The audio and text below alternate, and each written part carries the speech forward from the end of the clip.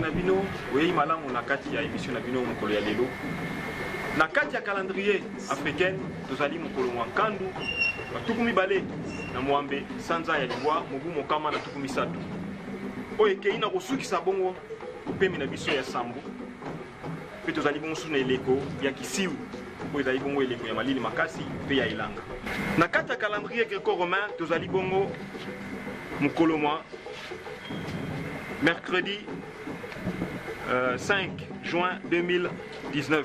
Et si oyo wapi biso banso toyeba ete na kati ya mokili tozali ko célébrer événement moko eza journée mondiale ya environnement. Totuni mutuna epai na biso banso. Est-ce que ya solo environnement na biso eza peto peta ndenge nini? Basusu ba osenga ete l'état nde aluka ndenge nini akopeto l'environnement. Kasi biso to yebisa na bandeko ba congolais nyonso que ceux qui environnement na biso eza salite ezo senga na biso moko na mutu liboso ya ndako na ye akoka kosukola to apetola environnement na ye pe liboso ya ndako na ye. Sima na yango tokoki koloba ete environnement na biso l'état akoka kopesa biso maboko na oyo tozosala lokola mosala.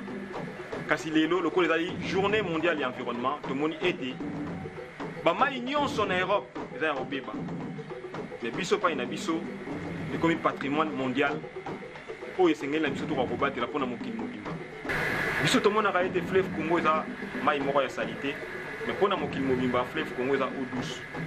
E batata bamama mpona mokolo mwa lelo tosala makasi ya kobatela basource na biso nyonso mpe bibale na biso nyonso tobwaka biloko ya salite te na kati to mpe biloko oyo eza toxique makasi na kati te po ete tokoka kobatela bongo susu environnement na biso po ete eza motuya makasi mpe tolongola bosoto nyonso bafulu oyo eza pembeni na biso po ete environnement na biso ekokozala na lolenge ya malamu, nzoto ya peto na esika ya peto, un corps sain dans un lieu sain.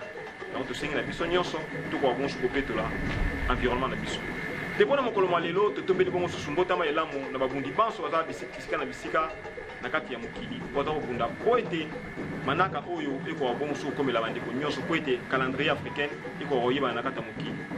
Nde mpona yango mpona mokolo mwa lelo totombeli na bino banso nkandu elamu tika ete manso ya manso bokanisaki mpona mokolo mwa lelo ekoka bongo kosimela bino tosiki bongo mpona mokolo mwa lelo tokutani na balasi.